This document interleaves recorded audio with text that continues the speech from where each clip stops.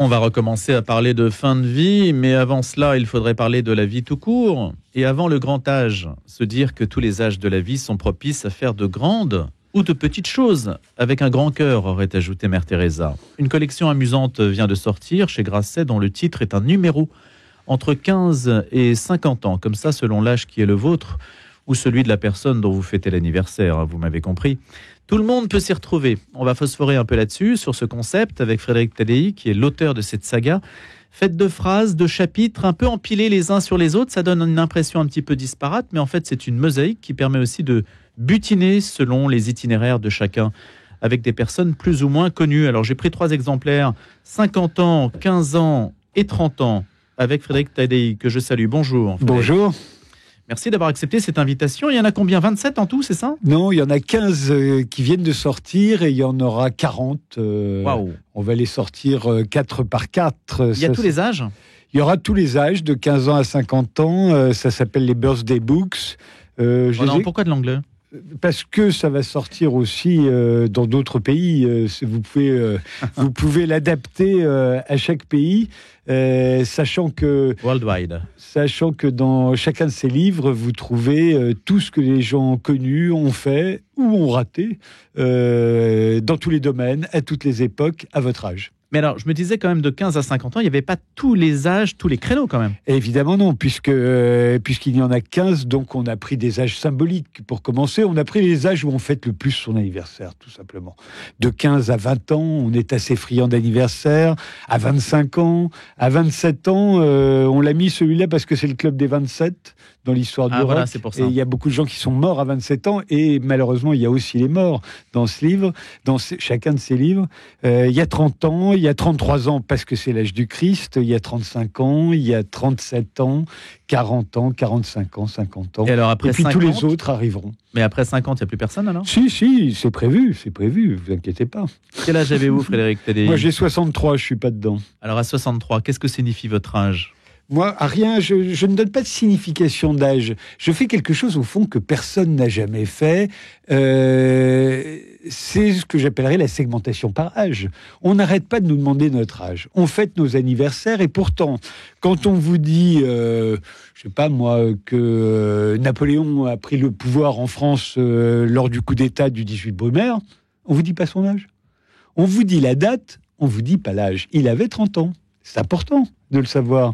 Je peux vous faire l'histoire de Napoléon à l'échelle historique. Il est né en 1769, il a pris le pouvoir le 18 Brumaire, il a été sacré empereur en 1804, et en 1815, après la bataille de Waterloo, il part à Sainte-Hélène. Ça, c'est l'échelle historique. Pour vous et moi, ça ne signifie rien. Si maintenant je vous le fais à l'échelle humaine, comme dans les Birthday Books, vous allez apprendre que Napoléon réussit très jeune, il devient général à 24 ans. Mais à 25 ans, il est en prison, il sort de prison, il a plus d'argent, il écrit un roman, et il ne peut pas se douter que 5 ans plus tard, à 30 ans, il sera au pouvoir. À 43 ans, il est à l'apogée de son pouvoir. La France compte 130 départements, 43 ans. À 45 ans, il est fini, il part pour Sainte-Hélène. Napoléon, cette vie extraordinaire se termine à 45 ans. Vie extraordinaire ou vie moins extraordinaire? C'est le choix que vous faites de mêler des gens plus ou moins connus. Enfin, ils ont tous quand même une certaine notoriété. Ils sont tous connus, mais ils ne sont pas tous connus de tout le monde. Voilà, exactement. L'idée, c'est que les âges, si on doit essayer de méditer sur l'époque, parce que votre préoccupation première, Frédéric Tadei, ainsi qu'on se le disait, c'est de comprendre l'époque. Les âges permettent de comprendre l'époque.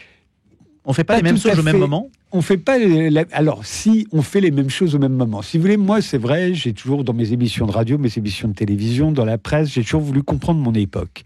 Et puis, tout à coup, je me suis rendu compte que l'âge, c'est l'angle mort de tout ça. C'est l'angle mort de l'histoire, tout simplement. C'est l'angle mort de l'histoire de l'art. C'est l'angle mort de l'histoire de la littérature. Puisqu'on ne sait pas à quel âge Albert Camus a publié L'Étranger. Il avait 28 ans. On ne sait pas non plus à quel âge Pablo Picasso a peint Guernica. Vous voyez, on n'en a aucune idée. Vous ne savez pas si c'est à 30 ans, 40 ans. C'était à 55 ans. Et on ne fait pas le même tableau à 55 ans et à 26 ans. À 26 ans, il était en plein cubisme. Vous voyez. Et donc, en fait, je me suis rendu compte que c'était un angle mort et que c'est, au fond, assez palpitant de savoir ce que l'on est capable de faire À quel âge? Mais des génies se révèlent tôt et puis d'autres se révèlent tard. Absolument. Il n'y a pas d'âge décisif, vous avez tout à fait raison, et c'en est la preuve. Il y a des gens qui se révèlent très très tard, il y a des gens qui hésitent longtemps, il y a des gens qui se trompent de voix. Christian Dior, pendant longtemps, croyait qu'il était fait pour avoir une galerie d'art, vous voyez.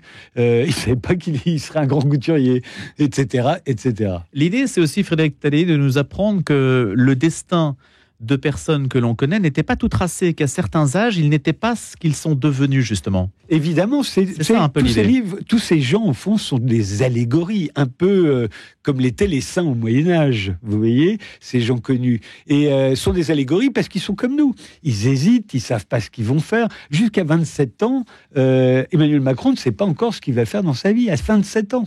Vous voyez, et on a été nombreux à 27 ans à ne pas savoir ce qu'on allait faire dans notre vie.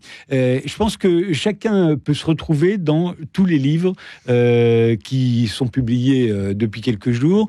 À un moment ou à un autre, vous avez ressemblé à l'un de ceux qui se trouvent dans le birthday book que vous tenez dans les mains. Est-ce qu'il n'y a pas un caractère futile à mélanger comme ça les uns et les autres, hein? Valérie Trierweiler écrit « Merci pour ce moment » dans lequel elle raconte ses 9 années avec François Hollande. Là, elle a 50 ans, et puis juste au-dessus ou à côté, on a... Alors, je ne vais pas prendre un politique, mais on a Lino Ventura qui est à l'affiche du clan des Siciliens. Bref, ça n'a rien à voir. Et ça, c'est sur la même page. Ça a tout à voir pour moi. Tout ça communique. Ils ont 50 ans, c'est tout. Ils ont 50 ans. L'âge, ce que j'écris dans la préface, l'âge est un quartier de la vie qu'on habite pas tous au même moment, mais qu'on habite tous ensemble, justement. Et je crois qu'il y a une fraternité sidérale entre tous les gens qui ont aujourd'hui 50 ans et tous ceux qui l'ont eu hier. Je pense que tout le monde, à un moment, est en lien, quand on a 50 ans aujourd'hui, est en lien avec tous ceux qui sont là. Et en tout cas, plus particulièrement avec certains. On a l'impression, Frédéric Talley, quand même, que tout se fait de plus en plus jeune. En tout cas, la notoriété, l'exposition médiatique vous commande, vous oblige à être jeune. Il y a une forme de jeunisme, vous voulez dire. Vous avez tout à fait raison, mais en tout cas, vous savez, là, on se pâme parce que on a élu un président de la République de 39 ans et qu'on a maintenant un Premier ministre de 34 ans. Mais enfin, c'est de la rigolade, comme je vous le disais tout à l'heure. Napoléon a pris le pouvoir à 30 ans. Qu'est-ce que je peux vous dire? La première femme qui a gouverné la France, c'est pas Edith Cresson, c'est pas Élisabeth Borne, évidemment. La première femme qui a gouverné la France, elle s'appelait Anne de Beaujeu. C'était la fille de Louis XI. La fille aînée de Louis XI, et tant que son petit frère était trop jeune pour régner, c'est elle qui a gouverné la France. Elle avait 22 ans. Ça a duré 8 ans. Vous voyez, mais elle a vraiment gouverné la France, pas comme Edith Cresson et Élisabeth Borne, qui avait un président de la République au-dessus d'elle. Elle gouvernait la France. Il y en a plein comme ça. Donc, c'est pour ça, sous l'Ancien Régime, on pouvait réussir beaucoup plus jeune qu'aujourd'hui. C'est étonnant, ça. Hein. Non, la République se méfie des jeunes. Dès l'instant où vous avez face à vous des électeurs, ils ont tendance à voter pour des vieux, les électeurs. Ça les rassure. Alors que quand on est roi, ou futur roi, ou qu'on prend le pouvoir comme Napoléon, croyez-moi, on n'attend pas le nombre des années. Donc ça veut dire que d'autres régimes qui ne recourent pas au vote, en fait... font une place aux jeunes beaucoup plus importante, parfois mécaniquement. Parfois, ils n'ont pas le choix. Muammar Kadhafi a pris le pouvoir en Libye à 27 ans. Il l'a gardé 40 ans. À Cuba, Fidel Castro est arrivé au pouvoir à 33 ans. Il l'a gardé 50 ans. Vous voyez? Mais je ne suis pas sûr que les Libyens et les Cubains, on leur ait demandé leur avis. Là aussi, pas forcément de règle générale, en fait, là-dessus. Ignace de Loyola est élu supérieur général de l'ordre des Jésuites, qu'il a créé il y a 7 mois. Il avait 50 ans. Il y a quelques références religieuses, Frédéric Talley? Oui, il y en a de nombreuses. Moi, je m'intéresse beaucoup aux conversions, par exemple. Vous voyez, alors il y en a une qui est très célèbre, qui est celle de Claudel. Vous savez, il a envie d'écrire, il a envie de quelque chose d'un peu excitant. Il entre à Notre-Dame, et tout à coup, en entendant s'élever le Magnificat, il a l'impression que Dieu lui parle pour la première fois. Et il se met à croire en Dieu. Tout le monde connaît cette histoire, mais quel âge a-t-il? Il a 18 ans. C'est pas du tout la même chose que Ignace de Loyola, par exemple, qui lui va se convertir beaucoup plus tard, après avoir été blessé dans une bataille. Bob Dylan, on le sait peu, mais Bob Dylan, lui, se convertit à 37 ans. Il a tout à coup, dans sa chambre d'hôtel à Tucson, il voit apparaître Jésus. Et il devient chrétien évangélique. Il va faire 2 albums de musique religieuse qui vont pas très bien marcher d'ailleurs, mais c'est un born again, Bob Dylan. L'empereur Constantin, dont la conversion quand même est très importante. Elle va changer la face du monde. Tout à coup, l'empereur romain se convertit au christianisme et il va convertir l'Empire. Il a 40 ans quand il a cette vision avant une bataille. Et pour finir, alors plus amusant, mais personne ne le sait, Tony Blair, l'ancien Premier ministre britannique, s'est converti au catholicisme à 54 ans. Pourquoi si tard? Parce qu'il n'était plus au pouvoir. Vous voyez, il pouvait décemment pas se convertir au catholicisme alors qu'il était Premier ministre de la Grande-Bretagne, qui est, comme chacun sait, anglicane. Donc on peut se douter que pendant quelques années, au 10 Downing Street, il y avait un Premier ministre qui, en fait, dans son fort intérieur, était catholique. Frédéric Tadei, Svetlana, la fille de Staline, tombe sur un magazine occidental qui lui apprend que sa mère, Nadia, qu'elle croit morte d'une appendicite depuis 11 ans, s'est en réalité suicidée. La nouvelle est un choc. Elle décide qu'elle n'obéirait plus jamais à son père. Il y a des histoires aussi un petit peu... Elle a 15 ans. Elle a 15 ans à ce moment-là. Elle va malheureusement être obligée de lui obéir un tout petit peu encore. Svetlana, on ne s'en souvient pas toujours aujourd'hui, elle a fini quand même par prendre un avion et émigrer et à se retrouver aux États-Unis, mais une fois que son père sera mort. Est-ce qu'il y a un rapport justement d'une époque à une autre? Vous voyez, on parle de Staline, il y a Vladimir Poutine qui va bientôt se faire réélire. Est-ce que le croisement des âges dans l'époque, ça veut dire aussi le croisement des figures? Oui, bien sûr, ils sont tous là. Moi, je vous dis, j'aime bien l'idée qu'ils habitent tous le même quartier. Alors, pas forcément au même moment, mais tous ensemble. Et il y a Vladimir Poutine, à 16 ans, par exemple, il veut se faire recruter par le KGB. Vous voyez, il va frapper à la porte. Et on lui dit, c'est pas comme ça que ça se passe, c'est nous qui recrutons. C'est pas... Alors il dit, il faut que je fasse quelles études? Il dit, n'importe. Ah oui, mais quand même, quelles études? Allez, du droit. Et il va faire du droit en attendant que le KGB le recrute. Et il va finir par le recruter. Vous voyez, donc évidemment que le Vladimir Poutine de 16 ans qui va frapper à la porte du KGB, il a des choses à dire, pas seulement au Staline de 16 ans qui lui à ce moment-là est au séminaire, ou au Lénine de 16 ans qui vient de perdre son frère qui a été pendu, etc., etc. Il a affaire aussi à nous. Ça veut dire que les psychologies, il y a ceux qui ont une intention, parce que là, si vous citez Vladimir Poutine, justement, ont une intention qu'ils ont finalement, ou un rêve, diront certains, qu'ils ont pu réaliser, et d'autres qui sont des produits de l'accident de l'histoire. Oui, ça arrive aussi. Bien entendu, il y en a plein. C'est certain que Lénine, puisqu'on en parle, si son frère n'avait pas été exécuté, il serait certainement devenu autre chose. Mais il se trouve que son frère est exécuté, que lui-même, quand il commence à faire ses études, il est empoisonné par la police tsariste, qu'il soupçonne de mener subversive, et finalement il arrête la fac et il va devenir un révolutionnaire professionnel, très jeune. D'ailleurs, il mettra assez longtemps à arriver au pouvoir. Quoique là aussi, il arrive au pouvoir à 50 ans, Lénine. Hitler est arrivé au pouvoir à 43 ans, par exemple. On ne nous le dit jamais, on sait tous qu'il est arrivé au pouvoir en 1933, mais on ne sait pas quel âge. 43 ans. 43 ans, c'est jeune.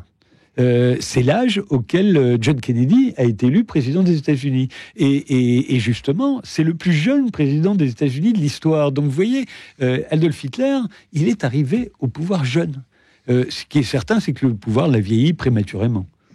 Et Frédéric Tadei, Joe Biden, qui est justement l'un des aînés des présidents américains, qu'est-ce que ça veut dire ?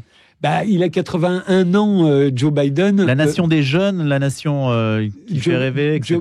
Joe Biden, c'est pas tellement son âge qui pose problème, c'est son acuité. On n'est pas sûr qu'il ait toute sa tête tout le temps.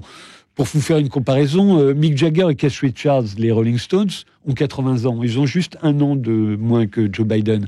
Ils n'ont pas de problème, ils partent en tournée l'année prochaine. Donc on est jeune encore à 80 ans. L'âge est relatif, encore une fois. Michel Serrault est au petit séminaire. Oui, il a 15 ans. À 15 ans. Dans le but de devenir prêtre, il a deux motivations, faire rire et m'occuper de Dieu. Il finira par devenir acteur comique, mais peut-être a-t-il concilié les deux, Michel Serrault. Oui, sans doute. Il est resté très croyant toute sa vie, Michel Serrault. Absolument. Est-ce qu'il y en a qui se livrent plus ou moins? C'est-à-dire que dans la recherche d'infos que vous avez dû, qui est quand même considérable, parce que vous êtes sur une masse documentaire énorme. Oui, et qui est vierge, puisque si vous tapez 15 ans sur Internet, vous n'aurez rien. Ni 20 ans, ni 50 ans, rien. Donc il faut calculer. Il faut calculer. Et faire des choix. Il faut faire des choix. Vous avez entre 400 et 500 personnalités par livre. Donc, c'est très varié. Il faut qu'il y en ait de toute religion, de toutes origines, de toutes les époques, dans tous les domaines. Et surtout, à peu près autant de femmes que d'hommes. Mais là, ça s'adresse plus à un public français quand même, ou francophone. Absolument. Si demain, comme on l'espère, ça sort en Italie, en Espagne, toute une partie des personnalités qui se trouvent dans ces livres-là sont remplacées par des Italiens, ou des Espagnols, ou des Allemands.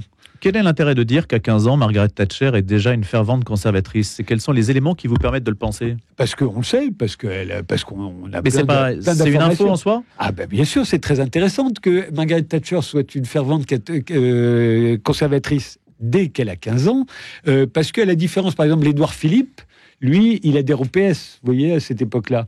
Peut-être même un peu plus tard. Hillary Clinton, par exemple, très jeune, je crois que c'est à 16-17 ans, elle fait la campagne du candidat d'extrême droite, Barry Goldwater, qui se présente contre Lyndon Johnson.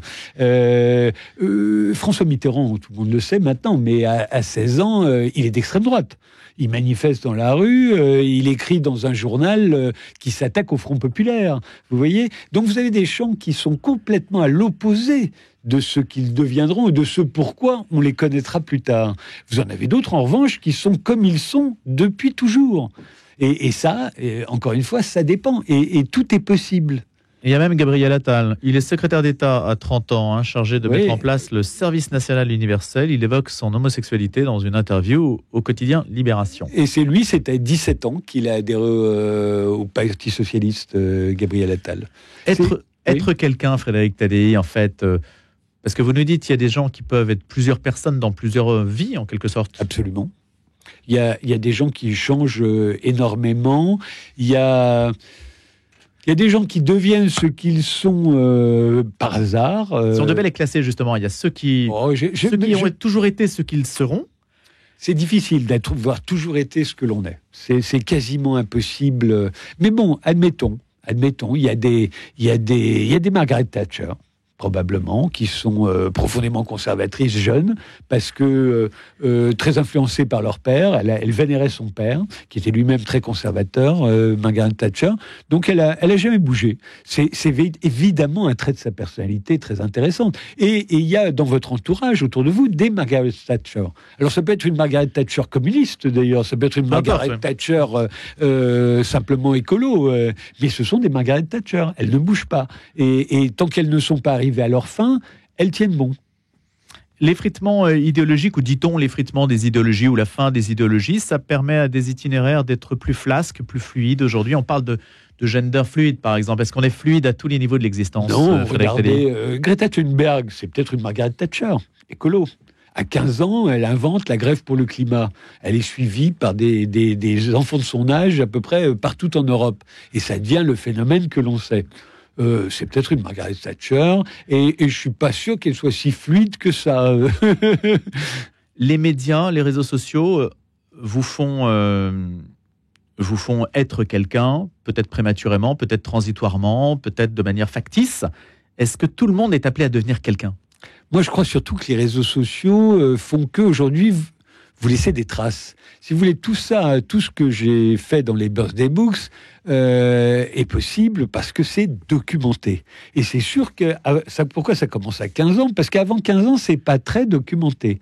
Et vous imaginez bien que dans les années 70, ce que les gens faisaient à 15 ans est moins documenté qu'aujourd'hui. Pourquoi? Parce qu'aujourd'hui, ils l'écrivent sur les réseaux sociaux, ce qu'ils font. Et que donc, le Premier ministre français de 2050 ou 2060, on ira voir sur TikTok ce qu'il faisait. On sera mieux renseigné. Vous savez, c'est Barack Obama à qui des enfants disaient qu'est-ce qu'il faut, qu'est-ce que vous nous donnez comme conseil pour devenir président des États-Unis? Il leur avait dit ne laissez pas trop de traces. Moi, c'est mon domaine, les traces. Les traces, ça me permet de faire les Birthday Books. Alors évidemment, il faut aussi faire la part des choses parce qu'il y a aussi de l'intox, y compris sur des pages Wikipédia, par exemple. Il y a beaucoup de choses fausses. Il y a des choses Faut fausses. trier quand même, non? Il faut vérifier. Tout doit être vérifié. Après, il y a des légendes. C'est aussi, et il y a peut-être des légendes qui ont été écrites. On reconstruit un peu sa vie quand on la raconte. Et si vous vous fiez, par exemple, à l'autobiographie formidable, d'ailleurs, qu'a publié Barack Obama, elle est très bien écrite, elle est très intéressante à lire. Mais peut-être qu'il a imprimé la légende. Allez savoir. Mais enfin. Moi, j'ai repris les informations qu'il nous donnait. Et c'est vrai que sa scolarité n'était pas géniale. Hein. Distinction entre la vérité et la légende. Je voulais en venir, il nous reste quelques minutes, Frédéric Tadei, savoir ce que vous pensiez aujourd'hui de l'évolution du paysage audiovisuel. Il y a un certain nombre de... Vous animiez jusqu'il y a peu une émission sur CNews, vous avez arrêté. Est-ce qu'on peut savoir pourquoi d'ailleurs? Tout simplement parce que la greffe n'a pas pris, c'est-à-dire qu'on n'a pas trouvé le public le dimanche soir. Pourquoi? J'en sais rien. Vous savez, je me suis jamais tellement intéressé à ça. J'ai fait de la télé pendant 30 ans. Je me suis jamais spécialement intéressé aux audiences. Je laisse ceux dont c'est le métier me dire ce qu'ils en concluent. J'ai fait des émissions qui ont très bien marché, d'autres qui ont moins bien marché. Mais après, moi, mon travail, c'est de faire les meilleures émissions possibles. Celle-là était, j'en suis très fier, hein, Les Visiteurs du Soir. D'ailleurs, CNews... c'est un beau titre, d'ailleurs. Il aimait beaucoup. C'est un regret qu'ils l'ont arrêté. Enfin, je crois qu'on avait un peu vidé la salle, si vous voulez. D'autres projets? Pas la télévision. Je fais toujours de la radio, bien sûr, sur Europe 1. J'y suis depuis 2005. Et puis surtout, les birthday books, c'est ce qui m'intéresse le plus aujourd'hui, ce qui m'excite le plus. Vous voyez, c'est comme un peu de faire un nouveau métier. Puisque je suis co-éditeur de la collection avec Grasset. Donc, devenir éditeur, à mon âge, c'est amusant. Ça ne veut pas dire d'abandonner la télé? Non, du tout. Mais... ça me paraît pas indispensable. J'ai jamais été accro à la télé, à tout ça. Donc, j'ai toujours pensé que j'y étais en touriste. Bon, le tourisme a duré 30 ans. Donc, à la fin, on se dit, c'est peut-être ma maison. Mais non. Je préfère me dire que je peux me passer de faire de la télé. Et si demain, on me propose à nouveau une émission qui m'intéresse, comme c'était le cas pour CNews, je regarderai attentivement. Mais l'actualité, Frédéric Tadei, en ce moment, je ne sais pas si c'est plus en ce moment qu'un autre moment, mais elle est grave. Hein. On a parlé d'avortement, d'euthanasie, de guerre en Ukraine, etc. C'est quand même compliqué. Qu'est-ce qui vous mobilise? Croyez-moi, l'actualité est toujours grave. Toujours. Moi, écoutez, j'ai eu 12 ans en 1973. Donc, c'est pour vous dire que ça fait à peu près 50 ans que j'entends tous les soirs à la télévision. Enfin, je l'entends pas parce que je regarde plus la télévision depuis longtemps, mais je sais qu'on nous dit tous les soirs à la télévision, par ces temps de crise. Vous voyez, ça fait 50 ans. 50 ans qu'on parle de crise. Ça fait 50 ans, plus de 50 ans maintenant, allez, 50 ans qu'on est dans la mode rétro, par exemple. 50 ans. Oui, ça dure. Vous vous rendez compte, c'est plus une mode, c'est la moitié de la guerre de 100 ans, quand même. Donc, l'actualité n'est pas plus sombre, elle a toujours été sombre, on peut la regarder toujours comme sombre. Dans les années 60, qu'on imagine aujourd'hui légère, sans conséquences, où tout le monde était en pleine ascension sociale, les gens ne vivaient pas du tout comme ça. Ils avaient peur de la guerre nucléaire, et tout ça a fini en 1968 avec 10 millions de Français en grève. Donc, faut relativiser. Eh bien, relativisons justement avec vous et on ira justement avec ces birthday books publiés chez Grasset selon l'âge que vous avez ou l'âge évidemment qui vous intéresse entre 15 et 50 ans. C'est une première phase de la collection de Frédéric Tadei. Tout ce que les gens célèbres ont fait ou pas, à toutes les époques et dans tous les domaines, à votre âge. Une autre manière peut-être de voir le monde et d'envisager aussi la vie des figures historiques. Merci Frédéric Tadei, à bientôt. Merci.